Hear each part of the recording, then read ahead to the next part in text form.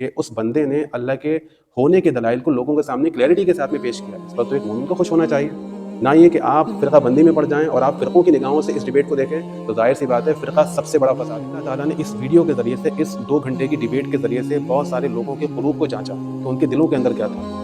یہ دیکھا جائے تو جاوید اختر صاحب کی ہار یا مفتی شمائل ندوی صاحب کی جیت ہی صرف نہیں تھی, بلکہ ان لوگوں کا بھی امتحان کا کہ پبلک میں جو لوگ ہیں, جو ائمۃ العوام ہیں, ان کا اس پر کیا رد عمل رہا, ان کا کیا ریئیکشن رہا. یعنی اب بس پیر دھو کر پینا باقی رہ گیا, اتنا معزز بنا دیا. یاد رکھیں ایک ملحد کے مقابلے میں جو بیٹھا تھا وہ ہمارے نزدیک مومن نہیں ہے. لوگوں نے یہاں تک کہا کہ اگر کوئی قادیانی اللہ کے ایگزسٹنس کو ثابت کرے تو کیا آپ اس کو اپریشیٹ کریں گے؟ آپ نہیں کریں گے اس کو اپریشیٹ. اگر اللہ کے وجود کو ثابت کرنے والا یہ شخص قادیانی ہوتا تو آپ کیا کرتے؟ کیا آپ اس بندے کو پروموٹ کرتے؟ آپ کہتے نہیں, ہم نہیں پروموٹ کر سکتے. اور کچھ ایسے بھی لوگ تھے جن سے ایکسپیکٹیشن نہیں تھی کہ وہ اس طرح بولیں گے. میرے خیال سے یہ اس طرح کی بات نہیں کرنا چاہیے. یعنی ایمان کا جو تقاضا ہے نا, وہ تقاضا یہ کہ بھائی جو بھی باطل ہے وہ جو بھی پیش کرے گا اپنے لیے بطور دلیل کے طور پہ, تو وہ شبہے کے علاوہ کچھ نہیں ہوگا.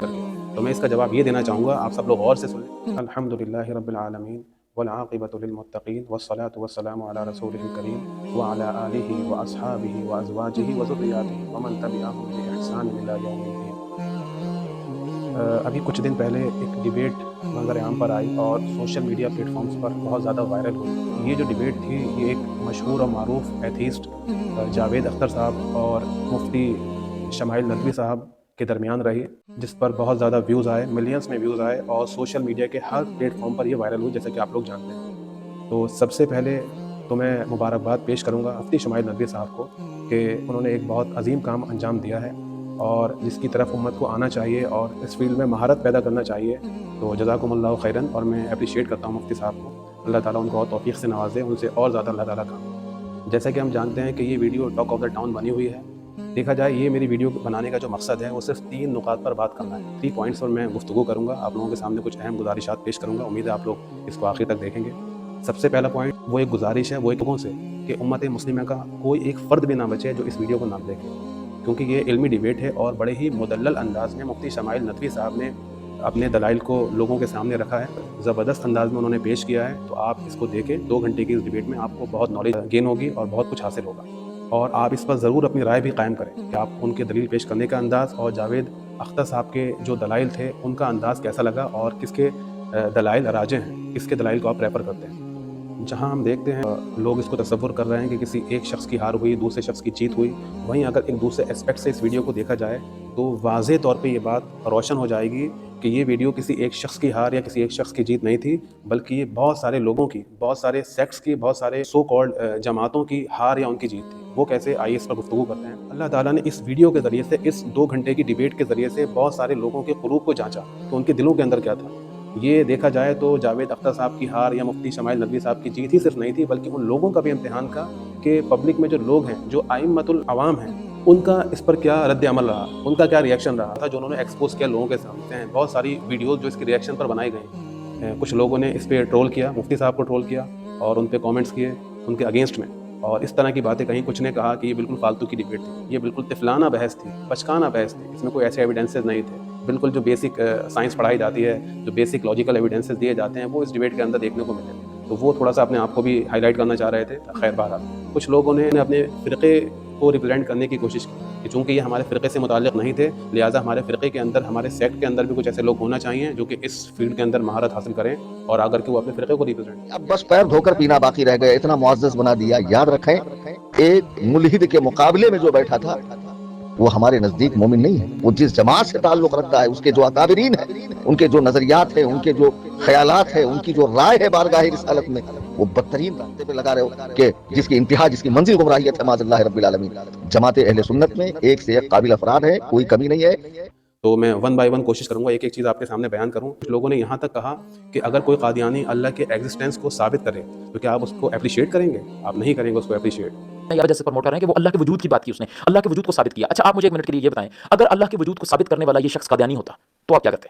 کیا آپ اس بندے کو پروموٹ کرتے؟ آپ کہتے ہیں نہیں, ہم نہیں پروموٹ کر سکتے. وہ پوری کی پوری ملحدیت کو اگر جو ہے نا پچھاڑ کے رکھ دے, پھر بھی اس کی وہ باتیں قابل قبول نہیں ہوں گی, اس کی وہ خدمت دین کی خدمت نہیں سمجھی جائے گی, اس وجہ سے کہ وہ ختم نبوت کا انکار کرتے ہیں. ضروریات دین میں سے ایک مین عقیدہ, جس عقیدے کو مانے بغیر بندہ مسلمان ہی نہیں ہو سکتا, وہ رسول اللہ صلی اللہ علیہ وسلم کے بعد ایک امتی نبی کو ڈکلیئر کرتے ہیں, ایک نئے نبی کو ڈکلیئر کرتے ہیں جو کہ ختم نبوت پہ ڈاکا ہے. تو اگر آپ توحید کی بات کریں نا, توحید کا درس تو قادیانی بھی دے رہے ہوتے ہیں, اور ایسا درس دے رہے ہوتے ہیں کہ وہ ہم مسلمانوں کو مشرک کہہ رہے ہوتے ہیں. جی ہاں, वो हमें कब्र चाट कहते हैं, हमें बाबा चाट कहते हैं, कब्र परस्त कहते हैं। जी ये कादियानियों की बोली है, जो खुद एक ऐसे शख्स को नबी डिक्लेयर करते हैं रसूलुल्लाह सल्लल्लाहु अलैहि वसल्लम के बाद कि जो नजासत में गिर के मरा था। तो अब आप क्या कहेंगे कि यार वो तौहीद पे तो बात कर रहे हैं ना, अगर वो खत्म नबूवत को नहीं मानते तो ये एक अलग मैटर है, लेकिन वो तौहीद पे तो बात कर रहे हैं। आप कहेंगे नहीं, ये कुफ्र इस्लाम का मसला है। तो इसी तरह मेरे प्यारे भाई ये समझने की कोशिश करें कि जिस फिरका देवबंदिया को आप रिप्रेजेंट कर रहे होते हैं, आप प्रमोट कर रहे होते हैं, हमारा भी उनके साथ कुफ्र इस्लाम का मसला है। तो इस तरह से भी लोगों ने कमेंट किया। तो मैं एक या दो कमेंट का जवाब देते हुए चलूँगा कि अगर कादियानी कोई होता तो क्या आप उसको भी वर्ड्स ऑफ एप्रिसिएशन पेश करते हैं? तो हम कहते हैं कि आप एक उम्मत मुस्लिमा के फ़र्द को जो कि अल्लाह पे ईमान रखता है, रसूलुल्लाह को मानता है, उनके लिए जान देने के लिए तैयार है, जो आखिरत को मानता है, जो एक मुसलमान है, उसके मुसलमान में कोई शक नहीं है, आप उसको कादियानी से मिला रहे हैं? क्या आपको मालूम नहीं कि पूरी उम्मत का इजमा है कादियानियों के लिए? क्या देवबंदियों के लिए, अहले हदीसों के लिए, या जितने भी डिफरेंट सेक्ट्स हैं हमारे उम्मत में पाए जाते हैं, क्या उनके लिए इजमाई फतवा है सबका? इजमाई मौक़िफ़ है? कादियानियों के लिए तो बिल्कुल इजमाई मौक़िफ़ है, जो कि आपको मालूम है कि इजमाई मौक़िफ़ क्या है। ये आपकी दलील बिल्कुल बेवज़न है और कोशिश करें आप अपनी इसकी इस्लाह करें। आप एक मोमिन के लिए, एक मुसलमान के लिए नेगेटिव जो थिंकिंग है उसको ख़त्म करें और अच्छा गुमान उसके साथ में पैदा। कुछ ऐसे भी लोग थे जिनसे एक्सपेक्टेशन नहीं थी कि वो इस तरह बोलेंगे, मुख्तलिफ़ जमातों के मुख्तलिफ़ लोग थे, उन्होंने तनक़ीद की और बल्कि तनक़ीस भी की उनकी। उन्होंने इस तरह कहा कि मुफ्ती साहब ने ये जो वर्ड्स बयान किए हैं ये बिल्कुल नाज़ेबा अल्फाज हैं, इस तरह उनको नहीं बोलना चाहिए था। अख्तर साहब ऐसी कोई अकली दलील और लॉजिकल एविडेंस दें खुदा के ना होने पर जो डेफिनेट भी हो, तो मैं ये ऐलान करता हूँ कि यकीनन मैं उस एविडेंस को कबूल करूँगा और उस पर गौर करूँगा। लेकिन साथ में ये भी ऐलान कर देता हूँ प्रेडिक्शन के तौर पर कि ऐसा कोई डेफिनेट आर्गुमेंट कोई नहीं पेश कर सकता।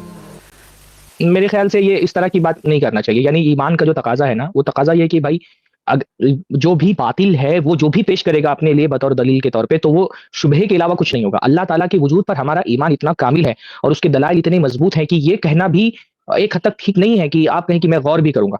ये कहना चाहिए कि मैं उसका जवाब दूंगा और डेफिनेटली उसका जवाब दूंगा। यानी वो ज्यादा से ज्यादा कोई बात अगर पेश की भी जा सकती है तो वो सिवाय शुबहे के और कुछ नहीं हो सकती, वो दलील नहीं हो सकती, वो शुबहा हो सकता है।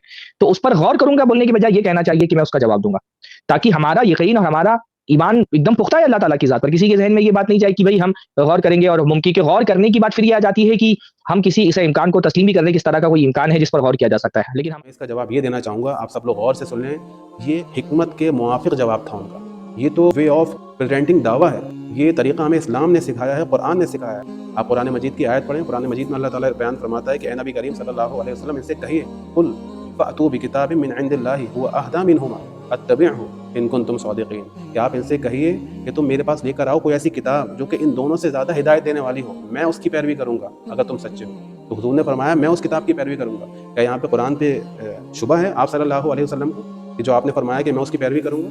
बल्कि नहीं, ये वे ऑफ आर्गूमेंट है, ये वे ऑफ प्रेजेंटिंग दावा है। इसी तरह इससे बढ़कर एक मिसाल जो कुरान मजीद के दूसरे मकाम पे अल्लाह ताला ने पेश किया, कान लिर्रहमान वलद फ़ाना अव्वलुल आबिदीन, कि अगर अल्लाह का कोई बेटा होता फ़ाना अव्वलुल आबिदीन, तो मैं सबसे पहले उसकी बंदगी करने वाला होता। ये हुजूर से कहलवाया गया है। तो क्या नबी करीम सल्लल्लाहु अलैहि वसल्लम के बारे में गुमान किया जाएगा कि अगर कोई बेटा होता तो आप सल्लल्लाहु अलैहि वसल्लम अल्लाह के अलावा किसी दूसरे की बंदगी करते? नहीं नहीं नहीं, बल्कि ये वे ऑफ प्रेजेंटिंग दावा है, जिसे एक आम इंसान भी समझ सकता है कि ये दावत के मैदान में इस तरह के दलाइल पेश किए जाते हैं और ये हिकमत के साथ में दावत देने का अंदाज़ है। जैसे कि अल्लाह ताला ने इरशाद फरमाया है, उदउ इला सबील रब्बिका बिल हिकमा, कि अपने परवरदिगार के रास्ते की तरफ हिकमत और अच्छी नसीहत के ज़रिए से बुलाओ। ये सिर्फ एक शख्स की या दो शख्सों का इम्तिहान नहीं था, या ये दो शख्सों की हार या जीत नहीं थी, बल्कि ये बहुत सारे लोगों की हार या जीत हुई है। लोग अपने दिलों का इम्तिहान लें कि इस वक्त उनके दिल के अंदर क्या चल रहा है।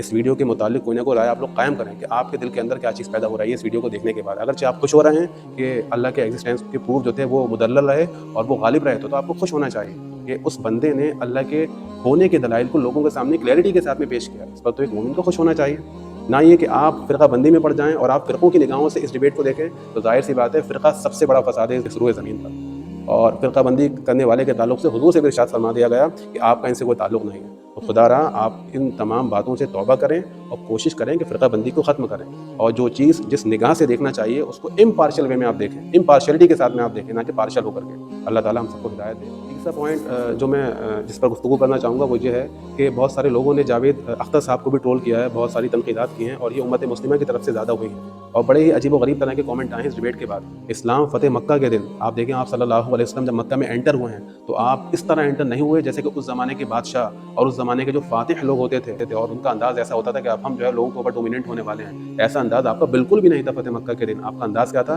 कि जिस ऊँटनी पर आप सवार थे, आपका सर, आपकी पेशानी उस ऊँटनी की गर्दन से लगी जाती थी। यानी इतना झुकाव, इतनी हम्बलनेस आप सल्लल्लाहु अलैहि वसल्लम के एटीट्यूड में थी।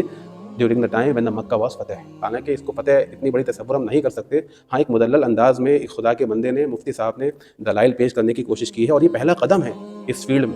अभी तो हमें बहुत मराहिल तय करना है, जिस तरह से हमारे आबा व अजदाद ने इल्मी मराहिल तय किए।